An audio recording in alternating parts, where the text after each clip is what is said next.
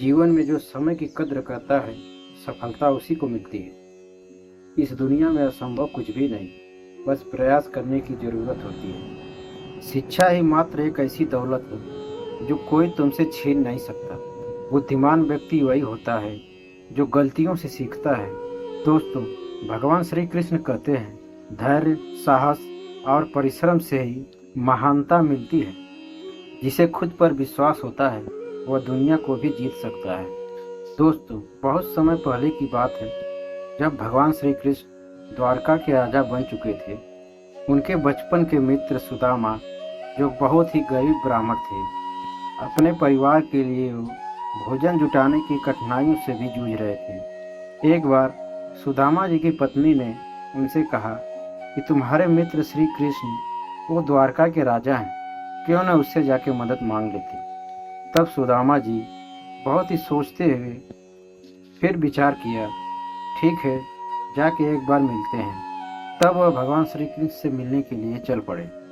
रास्ते में उन्होंने अपने पास भगवान के लिए कुछ चूड़े अपने पास रखे हुए थे।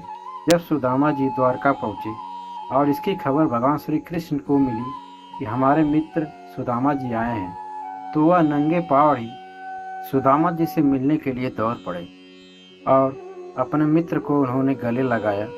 फिर भगवान श्री कृष्ण सुदामा जी के पैर धोकर अपने राजकीय आसन पर बैठाकर उन्हें सम्मान दिया।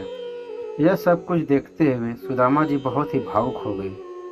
तब सुदामा जी अपने पास रखे हुए थोड़े से चूड़े को बहुत ही संकोच करते हुए भगवान श्री कृष्ण को दिया।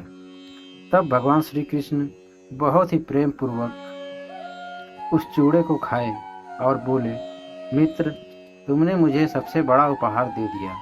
यह प्रेम हमारे लिए बहुत ही अमूल्य है।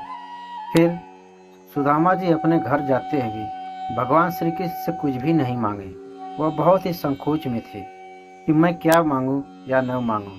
उन्होंने लास्ट में कुछ बिना ही कुछ मांगे चले गए।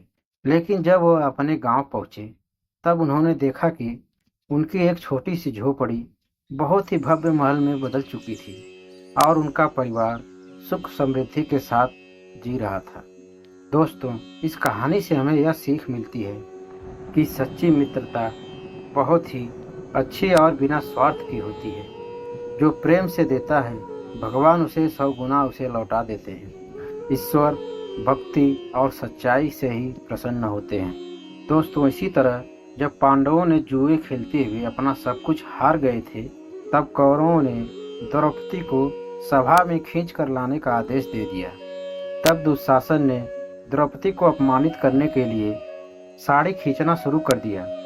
तब द्रौपदी यह देखकर घबरा गई और सभा में बैठे बुजुर्गों और अपने पतियों की तरफ देखते हुए मदद मांगी, लेकिन कोई भी उसकी सहायता करने के लिए तैयार नहीं हुआ।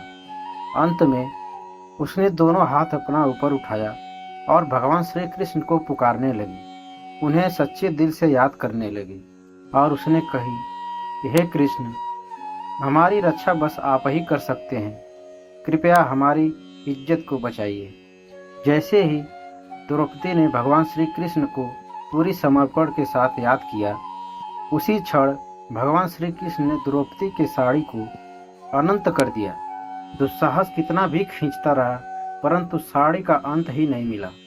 लास्ट में वह खींचते हुए थक हार कर गिर गया और द्रौपदी की लाज बच गई।